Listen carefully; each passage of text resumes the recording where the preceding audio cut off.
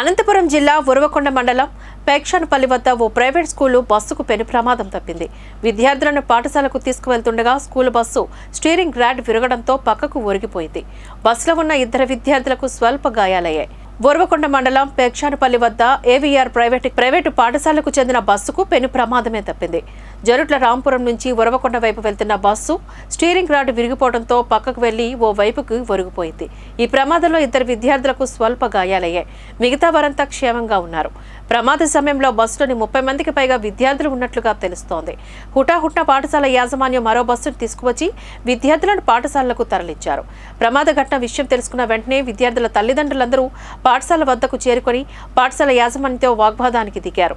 ప్రమాదంలో విద్యార్థులకు ఏం కాకపోవడంతో అంతా ఊపిరి పీల్చుకున్నారు. ఇప్పటికైనా బస్సులు పూర్తి స్థాయిలో పరీక్షించి సరైన బస్సులను ఏర్పాట్లు చేయాలి అంటూ విద్యార్థుల తల్లిదండ్రులు ఆందోళన వ్యక్తం చేశారు.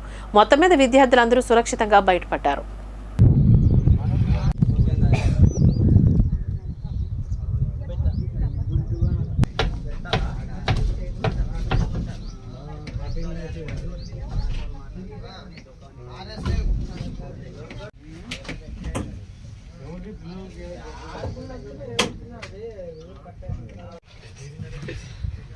కందే జరుగుతాయి.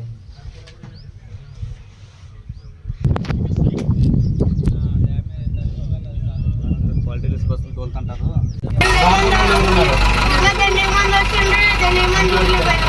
ఊరి పోయినారా?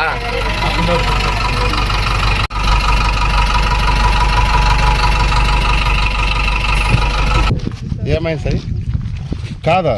ఇది బస్సు తిప్పేటప్పుడు ఎట్లా? నువ్వు ఎక్కడి నుంచి వస్తాడు? ఉరకొండ నుంచినా ఊరి నుంచినా? ఊరి నుంచి వస్తున్నావా? యాడికి వచ్చినాక ఏమైంది బస్సు? కిందకేం పడలే కదా బస్సు? పడింది యాడా? ఇటుకు వచ్చిన తర్వాత మేమైతే ఫీజు ఫస్ట్లో 1000 కట్టాము.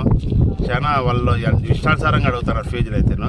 ఎంత ఫీజులు కట్టినా కూడా బస్సులు అయితే మంచి సౌకర్యాలు లేవు బస్సులకి. అంతేను వాళ్ళ డ్రైవర్లు వాళ్ళంతా సరిగ్గా లేదు. మంచి బస్సులు పంపించి అంత ఇది చేయాలని మేము అనుకుంటున్నాం, కానీ వాళ్ళు పంపించట్లేదు. బస్సులు కూడా సరిగ్గా లేవు. మా పరిస్థితి మొన్న బస్సు అట్లే కిందకి పడంత ఇదైంది. మళ్ళీ ఇది అట్లేను. అధికారులు కూడా ఎవరు పట్టించుకోవట్లేదు. అధికారులు కూడా చాలా తప్పు ఉంది ఈ విషయంలోనూ. అదే అధికారులు కూడా ఇప్పుడు ఏదో కొంచెం వాళ్ళు కూడా కొంచెం చూసి ఏదో ఒకటి చేయాలని మేము కూడా అనుకుంటున్నాం. పిల్లల తల్లిదండ్రులు మేమంతా పిల్లలు అయితే కింద 60-70 మంది దాకా పోతున్నారు బస్కి. ఎంత పోయినా కూడా సౌకర్యాలు అయితే లేవు. వేల ఫీజులు అయితే చాలా ఇష్టానుసారంగా తీసుకుంటున్నారు. ప్రతి ఒక్క స్కూల్లో అట్లే తీసుకుంటున్నారు. దాన్ని ఏదో అధికారులు కొంచెం చూసి దాన్ని ఏదైనా చేయాలని మేము కోరుకుంటున్నాం.